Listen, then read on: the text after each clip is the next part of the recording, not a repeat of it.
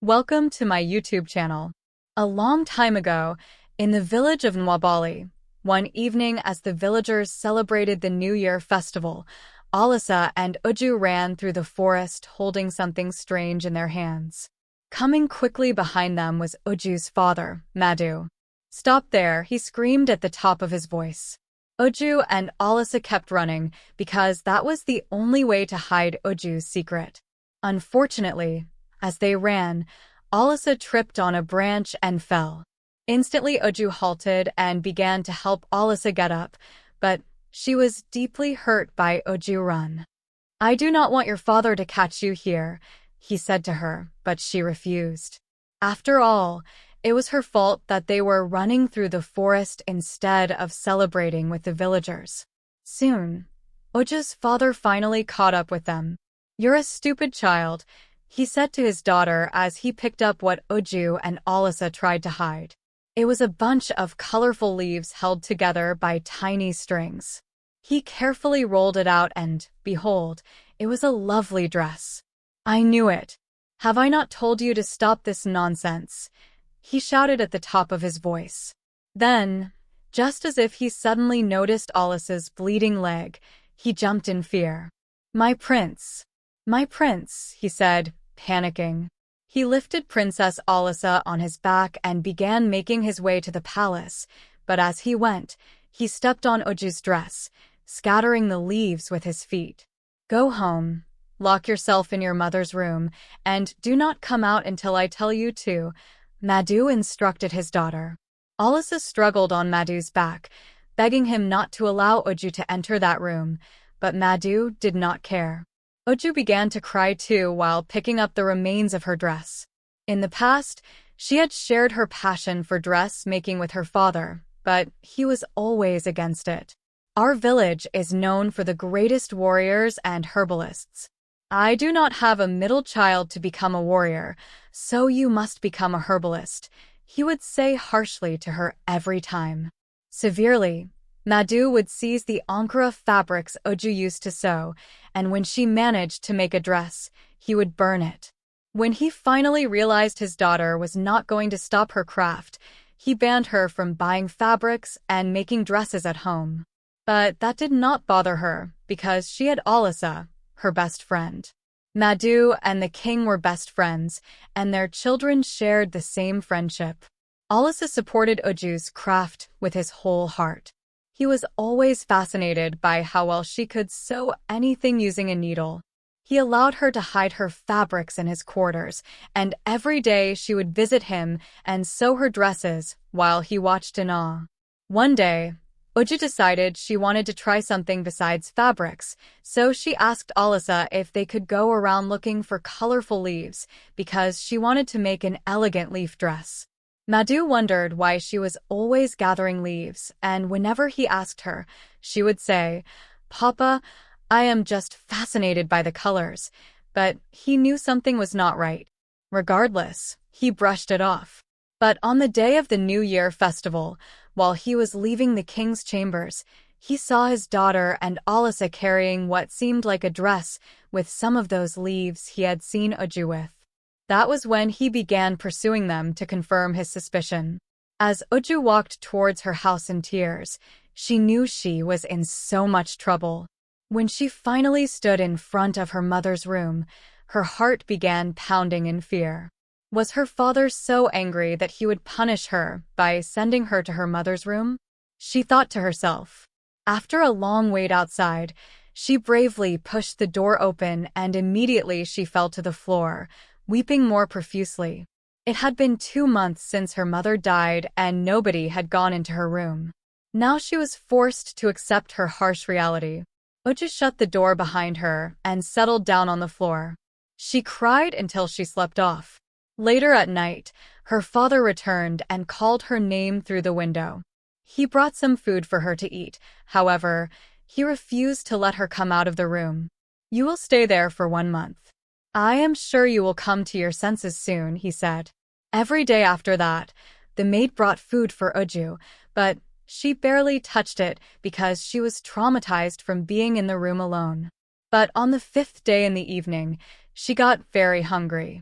Uju stared at the different delicacies the maid had served her for the day and quickly stuffed it all into her stomach. Shortly after that, she dozed off.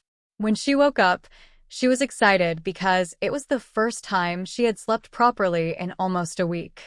She realized it was due to the amount of food she had eaten. So Uju came up with a plan to make her time in the room pass very quickly. Every day she would request very large portions of food from the maid, then she would force herself to eat all of it. Minutes later, she would feel sleepy and doze off. That was her routine for the time spent in her mother's room. As expected, the days flew by very quickly. Uju waited eagerly for the month to pass by so she could see Olisa again. She was curious to continue their conversation. The last time she saw him, he said to her, "I have something to tell you, but I will let you know before the end of the day." She blushed as she thought of his words. Maybe he finally wanted to admit his feelings for her, and she could not wait to tell him she felt the same way too. A month passed, and her father unlocked the door and asked her to come out. When Uju came out, he looked at her surprisingly. "You've put on a bit of weight in such a short time," he said to her. Uju did not think so. Yes, her belly was protruding a bit and she always felt heavy, but it was only because of her eating habits. Now that she was out, she would shed all that fat in no time, she thought to herself. She apologized to her father again for disobeying him, but Madu looked at her with sorrow in his eyes and said, "My daughter, there is something I have to tell you." He was interrupted by the maid, who told him that a visitor had arrived to see him. Madu told Uju they would speak later and went out to greet his visitor. When Uju was sure the coast was clear, she ran out of her house, making her way to the palace to see Olisa. When she got there, she was greeted by the queen. They exchanged pleasantries, and then the queen smiled and said, "You are a well-brought-up child. Although your friend is gone, you still came to check upon us." Uju was confused. "Gone? What do you mean by that?" "Gone where?" she asked. The queen replied, "Did your father not tell you? My son went to the warrior camp where he would train to become king." She answered, and immediately Uju began to cry. Olisa always told her that his father did not believe in training at the warrior camp, but that was not why she was crying. She cried because this meant the next time she would see Olisa would be in 5 years. Uju cried all the way home. She was upset at the whole world, but most especially at Olisa. Why would he leave without saying goodbye to her? She felt so alone. First, her mother died suddenly, and now her best friend, who she was secretly in love with, had left her for 5 whole years. When she got home, she went back to her mother's room and locked herself indoors, refusing to come out. Her father and the maid begged her endlessly, but she did not listen. As usual, she received her meals through the window daily. When Uju was not eating, she would be sleeping or thinking about the day she would see Olisa again. 3 weeks passed, and Madu was tired of his daughter's sadness. So he decided to do something nice for her. Later that evening, he knocked on the door, begging her to open. "Uju, you are going to love the gift I have for you. Please come out and see it," he begged her. After he knocked for a while, she finally came out, and to her surprise, she saw her father with a pile of Ankara fabrics.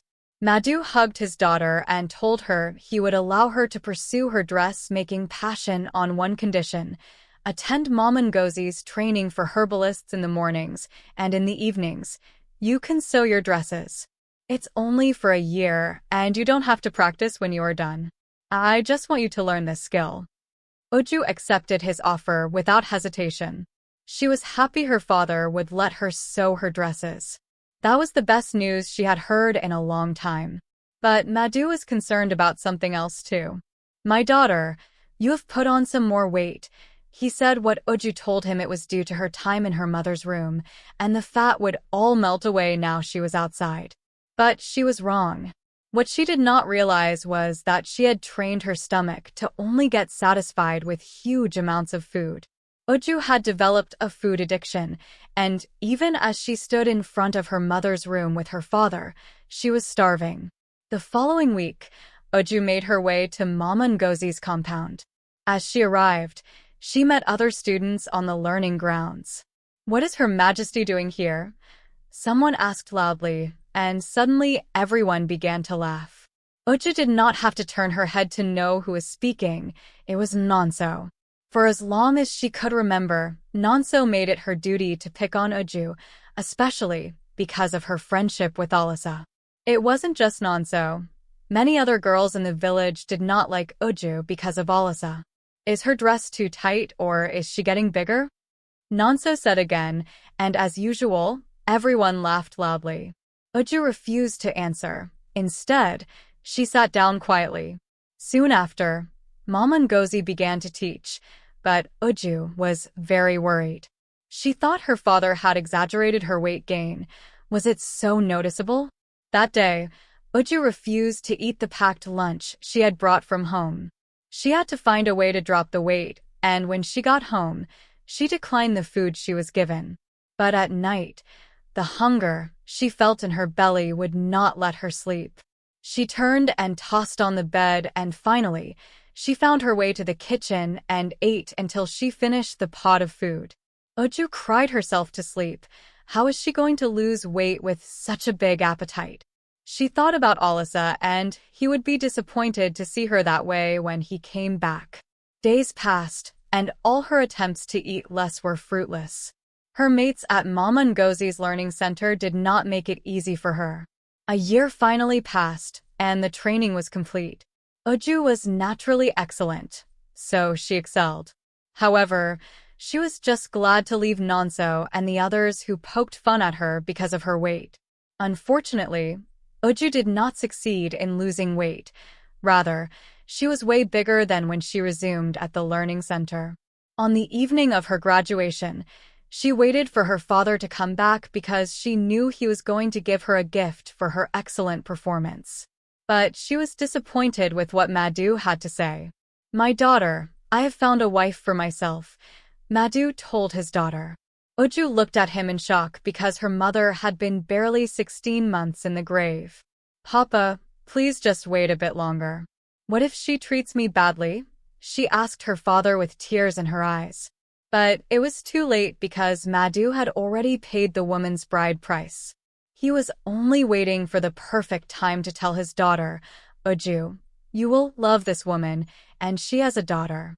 You will finally have a sibling." She was at Mama Ngozi's learning center too. "I'm sure you know her. Her name is Nonso," he said as soon as Uju heard Nonso's name.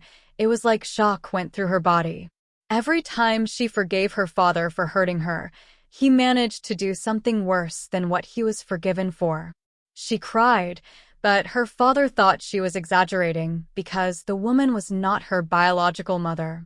After his conversation with Uju, things began to move quickly. Nonso and her mother Ijeoma moved in, and nobody was as happy as Nonso. Her new father was a very wealthy man, and she could not wait to enjoy all the benefits from a father who was the right hand to the king. Madu gave Nonso Uju's late mother's room, and this broke Uju's heart the most. Although she initially hated going in there, the room had now become a place of solace for her. 2 years passed, and Nonso had managed to make Uju lose all her confidence, especially because of her continuous weight gain. Her stepmother, Ijeoma, tried her best to prevent Nonso from hurting Uju, but Nonso refused to be cautioned by her mother. Uju would hide in her room, eating or sewing her dresses, just to avoid Nonso's numerous insults. Despite everything she had gone through, she would think of Olisa, hoping that one day he would come back and ask her to be his bride. One morning, Uju heard her father shouting at the top of his voice. She did not want to come out of her room, but she was also curious to see what the problem was. "It's obvious you cannot pay me my money," Madu shouted. Uju stood at a corner and saw her father in a meeting with an elderly couple, and a young man who seemed quite familiar stood beside them. She could not help but notice how attractive he was. But the next words her father spoke brought her back to reality. It's either I lock your parents up in the king's dungeon or you marry my daughter, Uju, Madu said angrily. Uju was shocked. She tried to run back to her room but mistakenly hit a pot of water, which got the attention of everyone. Thank God you are here. I was going to send somebody to call you, Madu said to Uju. She slowly walked towards them, embarrassed. What was her father thinking? He wanted to exchange her for an unpaid debt. Her eyes caught the young man's eyes, and she quickly looked away. There was a brief silence, and finally, the young man spoke. Sir, as you may already know, I only returned yesterday. Please give me 6 months to pay my father's debt, and if I fail to do so, I will marry your daughter as you have requested. Uju was embarrassed. She blamed her weight for the man's rejection. She did not know how much his parents owed, but who would give up an easy way out just to avoid being with her? When the young man and his family left, Madu said to his daughter, Get ready to be married in 6 months. There's no way he can repay me in a short period of time. Uju looked at her father and asked, Papa, why would you make such a deal without informing me? Do I not deserve a say? But Madu believed he was doing his daughter a favor. Nobody has come for your hand in marriage, but your sister, Nonso, has had countless suitors. Or is there someone courting you secretly? He asked. Uju did not know how to tell him she was waiting for Olisa, so she said, Please give me 2 years, and if I do not get married, I will go ahead with whatever you have planned for me. She answered, but immediately Madu knew the reason for her condition. My daughter, this is about Olisa, right? What if he does not choose you? Or did he ask you to wait for him? If he did, his father would have mentioned it to me. Enough of this conversation. My decision is final. Get ready to be married in 6 months. Uju cried herself to sleep. She made up her mind to visit the young man the next day so they could find a way out of their problem, even if she had to borrow him some money. She inquired from the maids about the family that came the previous day and where they lived. Then she set out to find him. But on her way out of the compound, she saw him walking towards her house. They exchanged pleasantries, and Uju asked what he was doing at her house. I love the dress you wore yesterday. It looks perfect on you. I came to ask you where you got it so I can get something similar for my mother. I'm sure it will put a smile on her face, he said to her. After hearing his compliments, Uju felt the anger she had for him disappear. You came to ask about my dress? She said shyly. Well, if you must know, I made it myself, she said to him. The young man looked at her very impressed and introduced himself as Ebuka. Then he asked her what her name was, even though he already knew. Uju introduced herself, but she could not shake the feeling that she had met him before. Afterwards, Ebuka asked her if she would like to take a walk with him, and she agreed because it was the perfect opportunity to talk about the dilemma they both faced. They walked for a long time, and Uju learned about Ebuka and how he was sent off to war 6 years ago, where he got injured in battle. Ebuka was captured and sold to a man whom he began to work for. When news about Ebuka got to his parents, they thought he was dead. So his father became very ill, and in a bid to treat his illness, his wife borrowed a huge amount of money from Madu, which they had not been able to pay off for years. How did you escape your master? Uju asked curiously. Escape my master? Let me go. I did not have to escape, he said. Ebuka told her that his master was someone they called a negotiator in their village. Whenever there were important decisions to be made in the village, his master had to be present.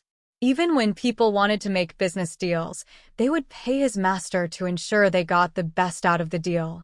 Ebuka looked at Uju and said, You know what they say about the student and the master. I soon learned my master's trade, and when I was confident, I asked him how many deals I would have to close to regain my freedom. Let's just say I made a lot of money for my master before I left, and because he's a kind man, He let me go when I fulfilled my end of the bargain. Uju was fascinated by Ebuka's story, but she was also tired of pretending like she was not out of breath from the amount of walking they had done. So she slowed down and leaned on a tree to catch her breath. "I'm sorry, but I'm tired," she said to him. He assured her there was nothing to be sorry about. Then he ran to fetch some water for her to drink. Uju was pleased by how nice he was to her. Whenever she panted at home out of tiredness, Nonso made sure to insult her. Uju finally asked him about what had been disturbing her all night. She said, "Please, I need you to assure me that you would pay off the debt in 6 months as promised," she said to Ebuka. "Don't worry about it. I will pay it off," he responded, nodding his head. Although she had not known him for a long time, she felt she could trust him, especially because of his story. They both began to make their way back home, and just as they were reaching Uju's house, she knew she wanted to see Ebuka again because their conversation was the best she had in years. "I'll make your mother's dress, but you don't have to pay me. It's a gift," Uju said to him, but Ebuka refused. He insisted he was going to pay her for her services, but before he left, he promised. He was going to update her regularly on his progress to put her heart at ease. Time passed, and Uju and Ebuka found every opportunity to spend their free time together. Even when they had no reason to meet up, they would find a way to see each other. Uju shared stories with him about her one true love, Olisa, and how she was eagerly waiting for his return. On the other hand, Ebuka fought hard to pay off his father's debts. He approached landowners who were ready to sell and negotiated a deal with them. Afterwards, he found them worthy buyers, and at the end of each deal, he would be rewarded with a certain percentage. He also worked for small businesses, negotiating contracts, and soon news about how good he was spread amongst traders and landowners. Uju cheered him whenever he closed a deal, and often they would celebrate with a meal by the riverside, where they would have long conversations, forgetting about life's problems. Ebuka also taught Uju his negotiation tricks. Every time he would say to her, "It's not enough to make these fantastic dresses and keep them to yourself. You should sell them, and in no time, you would make a fortune." They would both go to neighboring villages and sell Uju's dresses to interested buyers. Their friendship was wonderful. If you had seen them from afar, you would think they were lovers. One day, Uju says to Ebuka, "Olisa will be back in less than 2 years. I wish to lose weight, but I do not think I can do it." Ebuka looked at her and responded, "Well, I believe you can if your mind's made up. But I really think you should lose weight for yourself and not for anybody's sake." He told her that he was willing to support her in any way possible, and she gladly accepted his help. Uju and Ebuka began to take long walks to exercise her body, and as for her diet, whenever he could, he helped her cook fresh, highly nutritious meals, which they would eat together for dinner by the riverside as usual. Sometimes she would overeat and begin to cry, but Ebuka would comfort her. He never judged her. Rather, he assured her that there would be better days. It was the 6th month. It was time for Ebuka to pay his family's debts. He took his parents to Madu's house and made the payment. Madu was very disappointed, and he took his anger out on his daughter. Her stepsister also mocked her, saying, "I'm sure you were hoping he would fail to pay his parents' debt and marry you. Why would such a handsome man want you?" Uju began to feel that Ebuka really had no reason to talk to her anymore, so, although it hurt her, she decided to keep away from him. Several times, Ebuka waited for her at their usual spot, but she never came. One day, he found an opportunity to ask her maid to call her, and out of respect for their friendship in the past, Uju came out to see him. He asked her why she had not been coming. "I did not want to seem like a burden to you anymore. You have paid the debt, perhaps you'd like to move on to other things," she said to him. Ebuka was very disappointed that she would say that to him. He thought they were friends. Then he revealed something shocking to her. "Uju, I had the complete money to pay your father by the third month, but I enjoyed your company, so I held on to it because I was scared you'd stop talking to me when the debt was paid. Uju's heart felt so warm, but what she heard him say next warmed her heart more than she expected. I want to marry you, Uju. I know your heart belongs to another, but I'd like to ask that you give me a chance to prove myself. Uju blushed. She never thought Ebuka saw her that way. You had a chance to marry me, but you chose to pay off the debt, she said shyly to him. What kind of man would I be if I married you in that manner? I had to prove to myself that I am capable of taking care of you, he responded. Ebuka paused for a few seconds and then asked, Do you not remember me? Uju was puzzled by his question. When I was younger, my mother would send me to your house to deliver firewood. One day, I was very hungry, and you were eating just outside your house.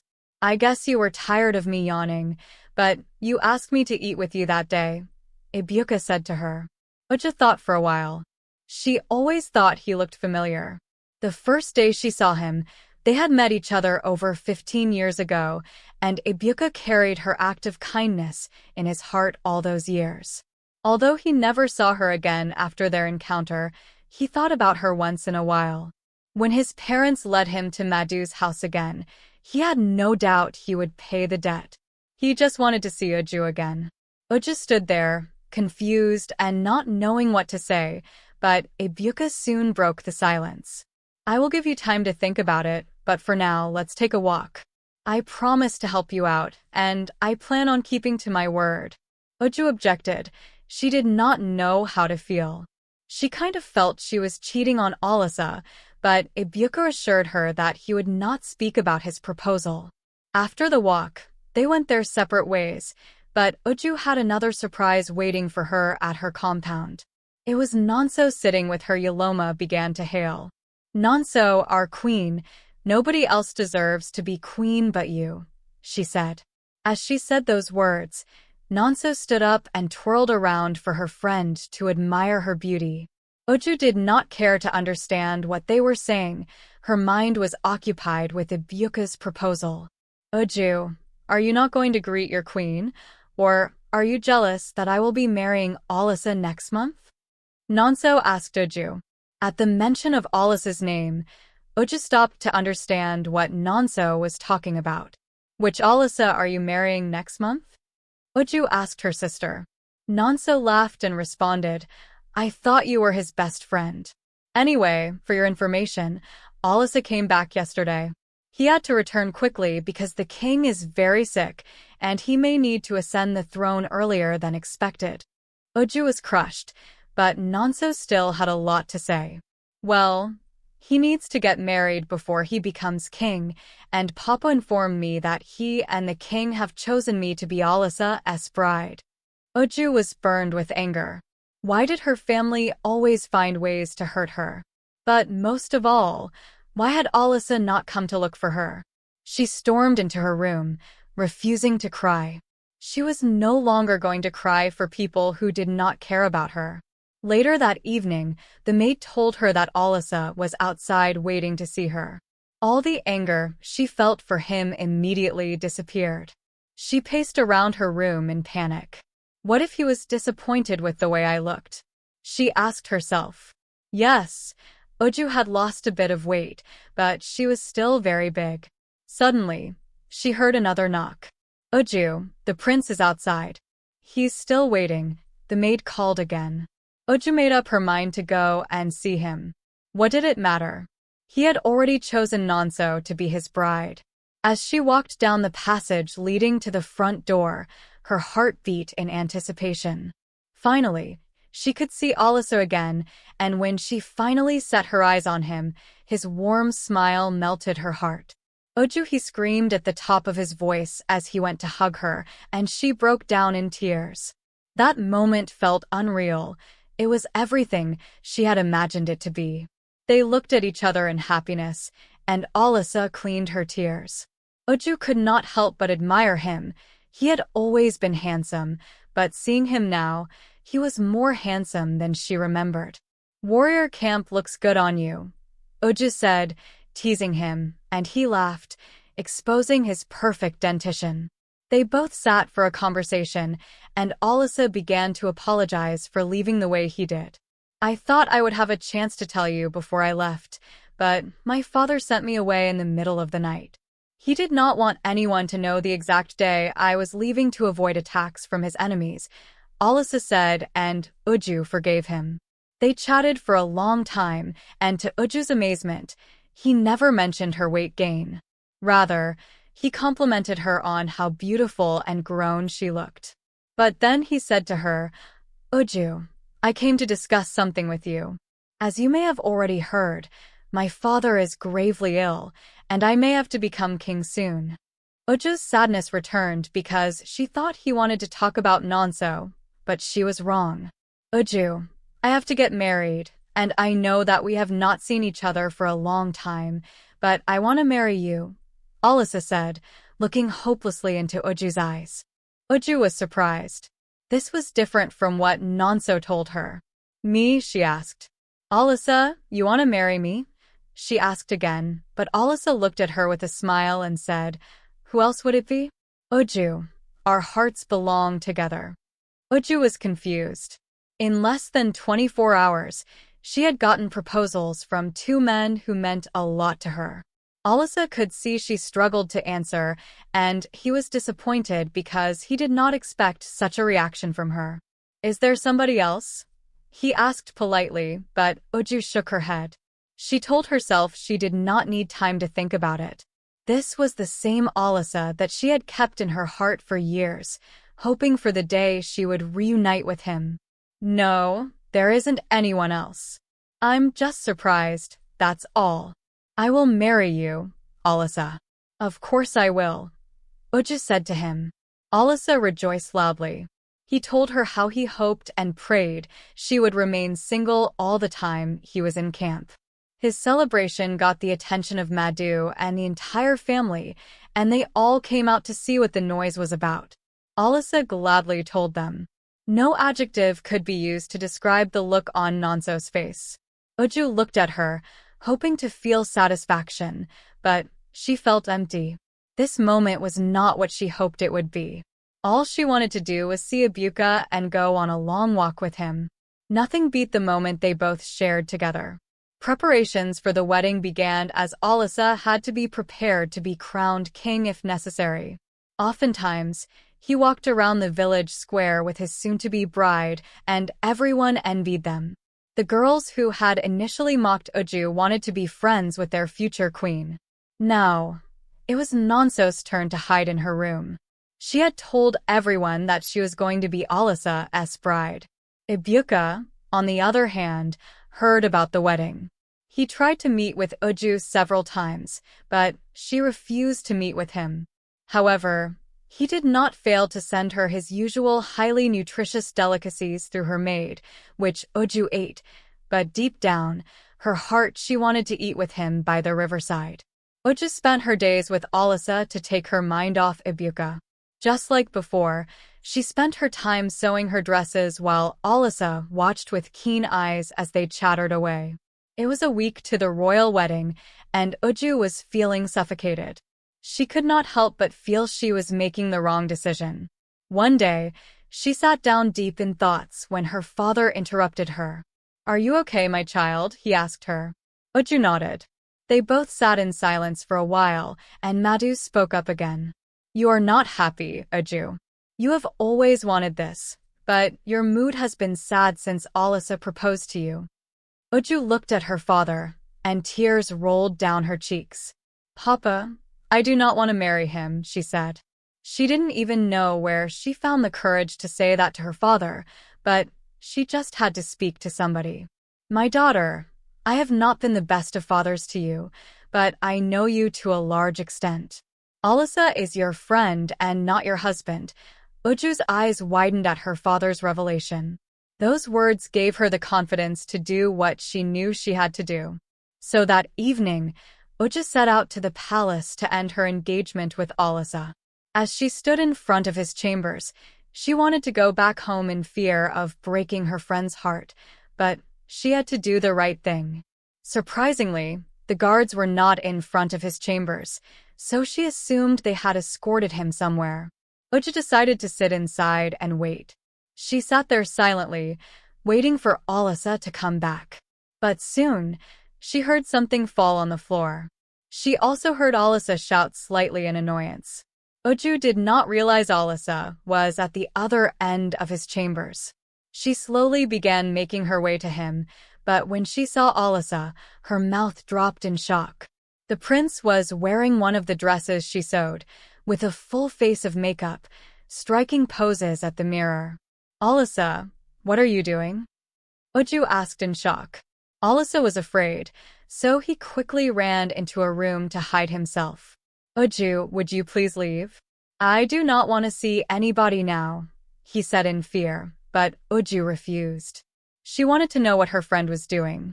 After several pleas, he came out, very embarrassed. "Olisa, what's happening?" Uju asked, concerned. "I'm sorry, I'm really sorry. I have tried my best to change. I have really tried," he said in tears. Olisa began to tell her how his father caught him many years ago wearing Uju's dresses and sent him to the warriors' camp because he thought it would make him more masculine. "My father knows this, my mother knows this, and I have known it for a very long time," Olisa said. Uju cried with her friend. She couldn't bear to see him sad. They spoke about how he had struggled for a long time, and he apologized to her for trying to trick her into marrying him. Uju told him the marriage was off because her heart belonged to somebody else. "Olisa, do not worry. Your secret's safe with me," she said. She left Olisa's chambers that evening. As she walked home, her mind was filled with many thoughts. Everything made sense to her now. She remembered how Olisa was quick to ask her to sew her dresses at his place when Madu forbade her from sewing. Then he would force her to make certain styles. It was obvious now. It was his choice of clothing. It was what he wanted to wear. She thought he just wanted to spend more time with her, but she was clearly wrong. She was so deep in her thoughts that she did not notice Ebuka standing close to the road that led to her house. Uju Ebuka called out, and as soon as Uju set her eyes on him, she ran and hugged him. Ebuka reciprocated, and she told him that she had called off the engagement with Olisa. If his offer was still on the table, she would marry him. Ebuka was over the moon with excitement. He showed her the delicacy he planned to deliver to her that day. "My wife, I brought you chicken and some fresh vegetables," he said, laughing. Uju held his hand, and they both walked to the riverside, where they enjoyed their meal together. Ebuka and Uju eventually got married. They were the perfect pair. It took 4 years, but Uju finally achieved a healthy body size with the help of her husband, who supported her during both her down and happy times and, of course, with his nutritious, healthy delicacies.